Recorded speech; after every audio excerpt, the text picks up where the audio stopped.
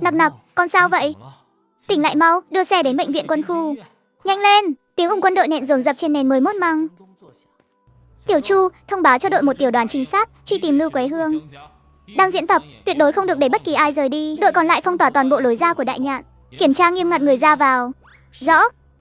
Bác sĩ và y tá phòng cấp cứu đã đợi sẵn ở cửa. Thủ trưởng, xin ngài hãy đợi bên ngoài. Chúng tôi phải kiểm tra toàn diện. Ngài ở đây sẽ, bé vừa mới ngất xỉu. Nói mê nhắc đến bà Lưu. Hộp thuốc đã tới. Tôi nghi ngờ bé bị người ta đánh thuốc.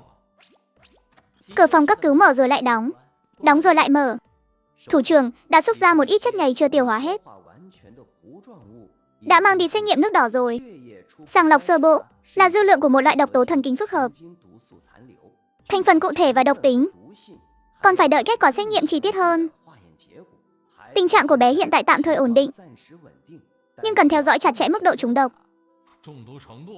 Có nguy hiểm đến tính mạng không? Hiện tại thấy liều lượng chắc không lớn, nhưng loại độc tố này rất quái lạ. Chuyển hóa chậm, có thể gây tổn thương kéo dài cho hệ thần kinh. Chúng tôi đang thử các phương án giải độc khả thi. Ngoài ra bé vừa tỉnh lại trong chốc lát. Ánh mắt rất trong trẻo, không còn đờ đẫn như trước nữa. Nhưng bé cứ nắm tay tôi khóc mãi. Nói cái gì? Bảo là dì Tống và bà Lưu là cùng một bọn. Họ muốn bàn thạch. Chưa nói hết câu đã lịm đi rồi. Tống Thanh Vãn và Lưu Quế Hương đó là cùng một bọn. Cô ta không có bàn thạch, bản danh sách tuyệt mật đó. Tất cả manh mối rời rạc ngay lập tức được sâu chuỗi lại. Đây là một tấm lưới đã được giăng sẵn. Tiểu Chu, có thủ trưởng. Đến nhà khách khống chế Tống Thanh Vãn lại, giam giữ riêng biệt, không cho ai tiếp xúc. Còn chồng cô ta cũng cử người canh chừng phía Tống Thanh Vãn. Ít nhất 4 người thay phiên nhau, mắt không được rời khỏi cô ta nửa bước. Bất kỳ nơi nào có thể giấu đồ chơi. Cô ta muốn đi vệ sinh, phải có nữ binh đi kèm. Hiểu rõ chưa? Tôi muốn Tống Thanh Vãn còn sống. Rõ, tôi sẽ đích thân đi sắp xếp. Phía tiểu đoàn trinh sát có tin gì không? Vừa nhận được báo cáo. Nhà Lưu Quế Hương không có ai, cổng khép hờ, bên trong đã bị dọn sạch sẽ. Nhưng có phát hiện một số thứ. Nói đi, ở gian trình, trong hộp thuốc cũ, phát hiện một ngăn bí mật. Bên trong có vết cháy xém, còn sót lại một số linh kiện điện tử siêu nhỏ. Lính kỹ thuật nhận định sơ bộ là của máy phát nổ. Ngoài ra dưới gầm giường của Lưu Quế Hương phát hiện cái này. Chính là khuôn mặt đầy nếp nhăn của bà Lưu. Gương mặt hiền lành phúc hậu. Đồng chí ở ban kỹ thuật đã xem qua, nói là mặt nạ này làm cực kỳ tinh vi. Trên thị trường căn bản không thấy được.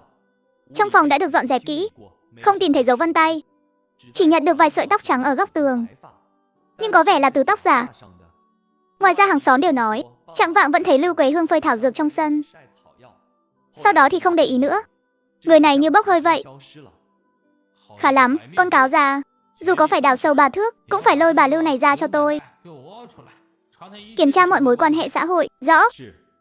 Việc thẩm vấn Tống Thanh Vãn bên kia phải khẩn trương lên. Cô ta là một kẻ cứng đầu, sẽ không dễ dàng mở miệng đâu. Ngoài ra thông báo cho tổ thẩm vấn, Tống Thanh Vãn có thể đã qua đào tạo chuyên nghiệp, cũng có thể đã chuẩn bị sẵn cách đề nghị quẩn. Bảo họ nhất định phải cẩn thận. Tôi muốn bằng chứng sống, không muốn một nghi phạm đã bay màu. Rõ. Khương Kế Dã nhìn bóng dáng nặc nặc nằm trên giường bệnh, ánh mắt tràn đầy xót xa. Nặc nặc, ba xin lỗi con. Chỉ vì con là con gái của ba, nên mới khiến con rơi vào nguy hiểm. Xin lỗi thủ trưởng. Tôi không sao, lão Khương đã tra hộ tịch của Lưu Quế Hương rồi. 3 năm trước lấy danh nghĩa nương nhờ cháu gái để nhập hộ khẩu. Cháu gái bà ta ở đây làm bên hậu cần, là họ hàng xa của phó chủ nhiệm Vương đã khuất. Người nhà ông ta đã chuyển đi miền Nam từ lâu.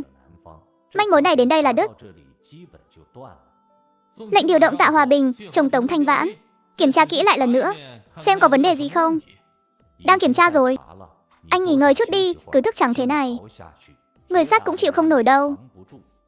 Một ngày mới bắt đầu, nhưng đối với Khương Kế Dã, đêm nay dài như không có điểm dừng. Thủ trưởng Khương, ngài cả đêm chưa chợp mắt nhỉ? Thế này không được đâu. Bác sĩ Trần, đứa trẻ thế nào rồi? Vừa mới kiểm tra điện não đồ xong, sóng não vẫn còn chút bất thường, không ổn định lắm. Tôi đề nghị hôm nay sắp xếp một buổi kiểm tra hệ thần kinh chuyên sâu hơn. Bác sĩ Trần, nhờ ông cả đấy. Việc nên làm mà, ngài yên tâm. Ngài cũng tranh thủ nghỉ ngơi đi. Phía sau còn rất nhiều việc cần ngài gánh vác.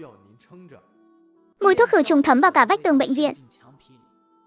Các chỉ số của bé đã ổn định hơn rồi, nhưng hệ thần kinh bị tổn thương, cần thời gian để hồi phục.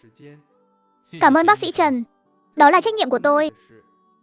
Nặc Nặc đang hôn mê bỗng cau mày một cái. Hôn mê thỉnh thoảng có phản xạ thần kinh là bình thường.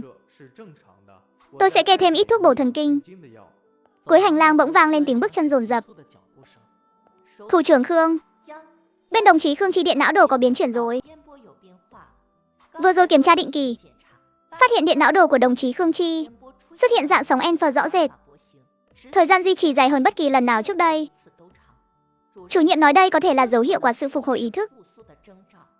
Khương Kế Dã nhấc chân chạy biến, chạy được 2 bước lại khựng người lại.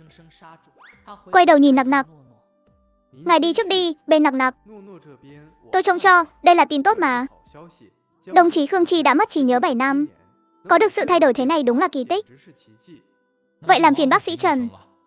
Bên ngoài phòng bệnh của Khương Chi có mấy bác sĩ và y tá đứng chờ. Thủ trưởng, tuy vẫn chưa thể khẳng định khi nào cô ấy mới hoàn toàn tỉnh táo, nhưng đây tuyệt đối là tín hiệu tích cực. Chúng tôi sẽ điều chỉnh phương án điều trị tiếp theo, tăng cường kích thích giác quan. Cùng lúc đó, Nặc Nặc cũng tỉnh lại từ cơn hôn mê. Tỉnh rồi à? Cảm thấy thế nào? Đầu con đau quá. Nằm mấy ngày rồi, tiêm một mũi dinh dưỡng, sẽ nhanh hồi phục thôi. Nặc Nặc nhìn ông ta, cánh mũi bỗng khẽ động đậy. Mùi này, chú Trần, mê mơ. Trên người chú có mùi thảo dược, giống với mùi thảo dược phơi ở nhà bà Lưu. Mùi thuốc, bác sĩ mà. Suốt ngày tiếp xúc với thuốc, khó tránh khỏi vương chút mùi khác lạ. Là mùi ngày cứu khô, lẫn với một chút mùi hạnh nhân đắng, giống hệt mùi trong ngăn kéo tủ thuốc của bà Lưu. Không sai một tí nào. Ngay khoảnh khắc bác sĩ Trần quay người lại, ôn tồn lễ độ, ánh mắt như lưỡi dao. Mình đã cố ý dùng mùi thuốc khử trùng để che đậy rồi, không ngờ vẫn bị con bé ngửi ra. Mình đã ẩn nấp bên cạnh Khương Kế Dã bao nhiêu năm nay, tuyệt đối không thể bị lộ. Đứa trẻ này không thể để lại, đêm nay phải xử lý thôi. Nghỉ ngơi cho tốt nhé Nặc Nặc.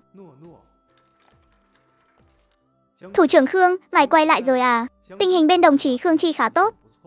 Là điềm lành đấy. Vất vả cho ông rồi, bác sĩ Trần.